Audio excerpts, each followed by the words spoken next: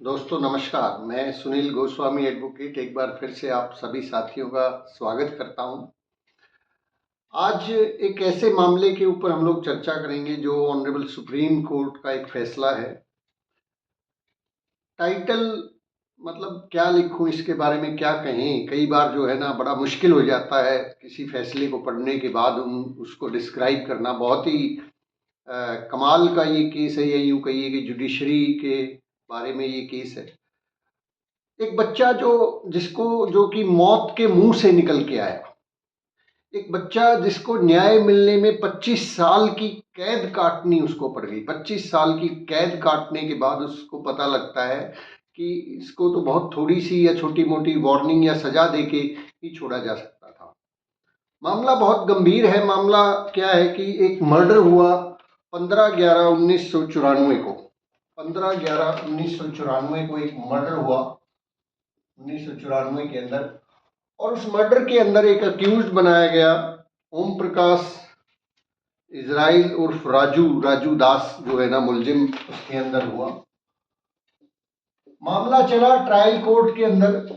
Trial court के अंदर कई सालों तक मामला चला, और सन 2001 और 2 के आसपास जो है ना, सन 2001-2 के आते आते केस कंप्लीट हुआ, और इस बच्चे को जो है राजू को डेथ पेनल्टी दे दी गई। सजाए मौत की सजा इसको दे दी। जब इसको मौत की सजा मिली, डेथ पेनल्टी इसको हो गई, इस फैसले के खिलाफ आप वीडियो के अंदर बने रहिए। बहुत कमाल का जजमेंट है, आप भी हैरान रह जाएंगे क्या इतनी परतें और क्या इतने एफर्ट्स भी करने पड़ते हैं कभी कभी न्याय को पाने के लिए। मैं खुद इस जजमेंट को पढ़ के मेरी जिंदगी में शायद मैंने ऐसा कोई दूसरा जजमेंट नहीं पढ़ा होगा। और आगे बढ़ने से पहले इसको लाइक, सब्सक्राइब और शेयर जरूर कीजिए। जब ट्रायल कोर्ट ने डेथ पेनल्टी सुना दी, तो इस ट्रायल कोर्ट की जजमेंट के खिलाफ मैं यहाँ थोड़ा सा चार्ट बनाना चाहूंगा, ताकि आपको बहुत सारी चीजें जो है ना समझ में आए और आप रिलेट कर सके। राजू को 1994 का ये मामला है।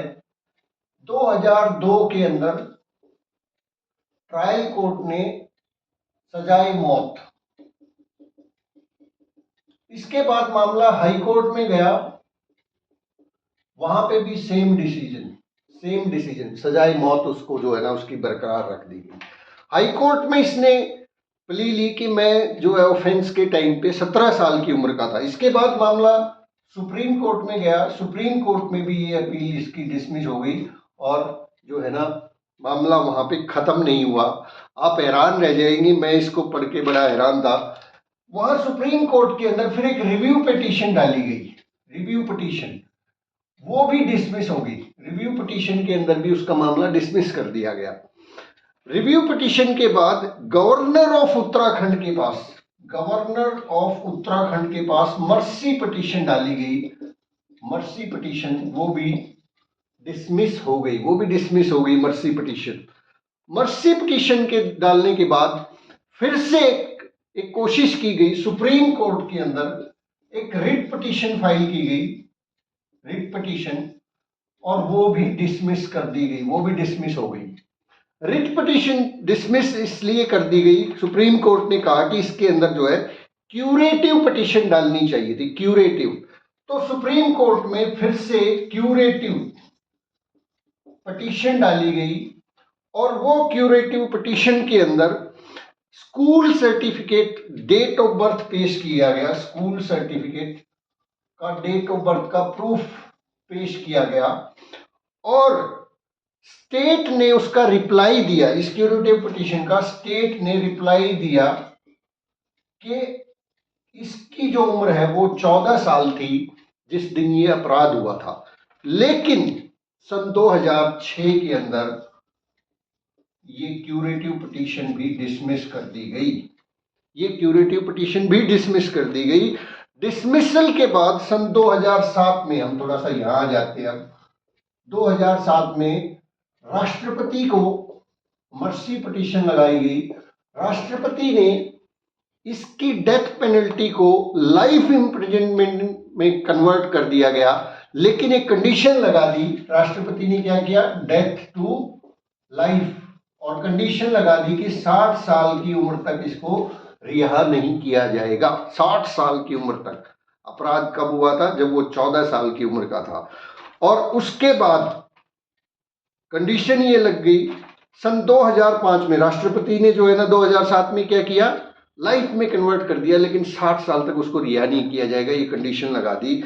इसके बाद सन 2005 में एक आरटीआई लगाई गई, और उस आरटीआई के अंदर ये पाया कि जिस बिना पे इसको सजा दी गई थी, डेथ पेनल्टी दी गई थी, वो क्या डॉक्यूमेंट थे कि इसको मेजर मान लिया गया था। वो डॉक्यूमेंट था बैंक अकाउंट का एक खाता, बैंक अकाउंट, कि जब ये ऑफेंस हुआ इसका एक बैंक खाता खुला हुआ था, और कोर्ट्स ने ये माना, यहां से लेके यहां तक ये माना कि ये जो खाता है ये एक मेजर व्यक्ति का ही खुल सकता है। और ये 18 साल का था जब इसने ये मर्डर किया, ब्रूटल मर्डर किया।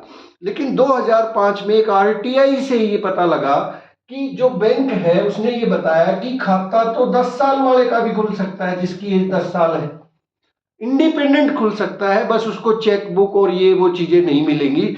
तो उसके बाद फिर से क्यूरेटिव पिटीशन डाली गई सुप्रीम कोर्ट में। अब आप कहोगे कि ये हो क्या रहा है, फिर से सुप्रीम कोर्ट में क्यूरेटिव पिटीशन डाली गई, और वो रजिस्ट्री ने ही डिसमिस कर दी कि ये मेंटेनेबल ही नहीं है, क्योंकि क्यूरेटिव पिटीशन आप ऑलरेडी लगा चुके हो।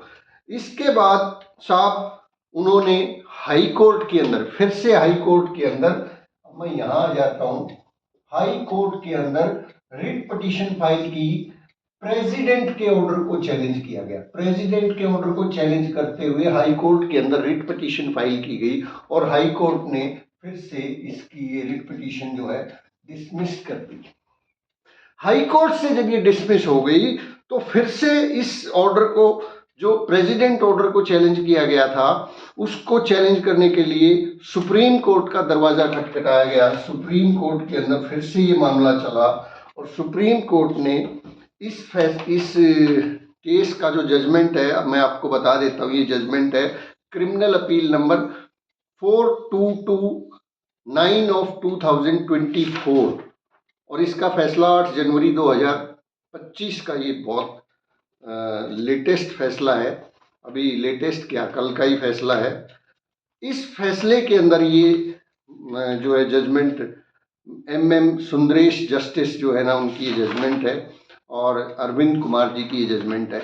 इस फैसले की शुरुआती लाइन आप सुनना चाहेंगे। शुरुआती लाइंस के अंदर ही सुप्रीम कोर्ट ने ये कहा है कि we are dealing with a case where grave injustice has been perpetrated on account of consistent failure on the part of judicial machinery to recognize and act upon the constitutional mandate vis-a-vis of the court to interpret the law in the lights of its telos।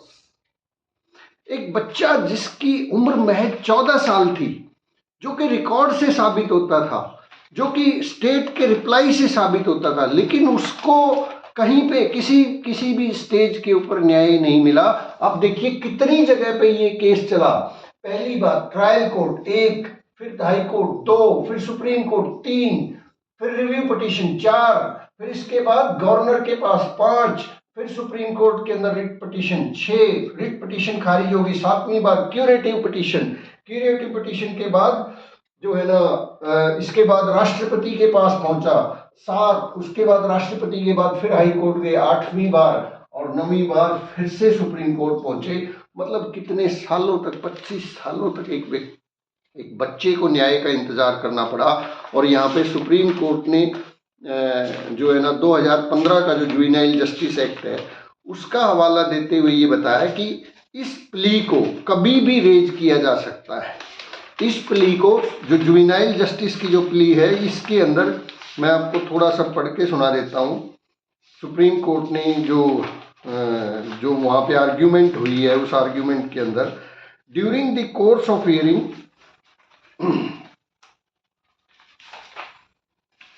थोड़ा सा wait कीजिए, इसके अंदर कई बार चीज़ें, ये बहुत बड़ी जजमेंट है। हाँ, yes, it is not dispute that the age of appellant was 14 years at the time of commission of the offence. There is no judicial finality attained and the phrase at any stage. भाई आप जुएनिलिटी की जो plea है उसको कभी भी किसी भी स्टेज पे, भले उस पे एडजुडिकेशन आ गया, फैसला आ गया, सुप्रीम कोर्ट का फैसला आ गया, राष्ट्रपति तक मामला पहुंच गया, कभी भी किसी भी स्टेज पे, तो ये एक ऐसा मुकदमा है जिसके माध्यम से बहुत से जो जुवेनाइल होते हैं, कई बार उनका केस ठीक से हैंडल नहीं हो पाता या प्ली को ठीक से आर्ग्यू नहीं किया जाता। उस तरह के केसेस के अंदर जो है ना, इवन सुप्रीम कोर्ट ने खुद कहा कि हम लोग यहाँ पे एक गंभीर इनजस्टिस, बहुत घोर इनजस्टिस यहाँ पे हुआ है, क्योंकि एक बच्चा, 14 साल का बच्चा, जिसको मतलब जुवेनाइल जस्टिस एक्ट के अकॉर्डिंगली बहुत माइनर सी पुनिशमेंट या यूँ कहिए कि प्रोबेशन पे उसको छोड़ा जा सकता था, साल 2 साल की जो है उसकी कस्टडी के जो है ना बेस के ऊपर उसको छोड़ देना चाहिए था। क्योंकि जो जुवेनाइल होता है ना सर, जुवेनाइल के बारे में जो लॉ है वो ये कहता है, और ये बहुत सारी रिसर्च और एनालिसिस के बाद justice act, juvenile justice act बनते हैं या कोई भी एक्ट बनता है, कि जो जुवेनाइल होता है, जो बच्चा होता है, वो खुद कोई अपराधी नहीं होता, वो अपने हालात, सरकमस्टेंसेज और सोसाइटी, जो एटमॉस्फेयर है, उसकी वजह से वो, उसकी पैदाइश होता है एक किस्म से, कि वो जो अपराध उसने किया होगा उसने नहीं किया होगा, वो उसके सरकमस्टेंसेज की वजह से, या क्योंकि बच्चा है, बच्चे की तो मानसिक अवस्था आप जानते हैं, उसको बहकाया जा सकता है या वो उस तरह की चीज़ों में पढ़ सकता है जो वो पढ़ना नहीं चाहता, इसलिए तो उसको जुवेनाइल बोला जाता है। तो ये एक कमाल का फैसला है, Om Prakash Israel Raju versus union of India and others. यहाँ पे आप देखिए, इवन जो है राष्ट्रपति तक के पास भी जो दया याचिका थी, वो भी सिर्फ 60 साल की उम्र तक उसको जेल में रखा जाता। उसके बाद भी जो है सुप्रीम कोर्ट ने इस फैसले को, सभी फैसलों को पलटा, और ये भी कहा लास्ट में कि हम लोग जो है प्रेसिडेंशियल ऑर्डर के अंदर दखल अंदाजी नहीं कर रहे हैं, लेकिन जो मैंडेटरी प्रोविज़न है लॉ के, जुवेनाइल जस्टिस एक्ट के, उनको तो अप्लाई करना ही पड़ेगा। तो ये रिव्यू भी नहीं है प्रेसिडेंशियल ऑर्डर का, और कोर्ट ने एट लास्ट कहा कि अपलांट को जो है ना अब तुरंत प्रभाव से मतलब छोड़ दिया जाए।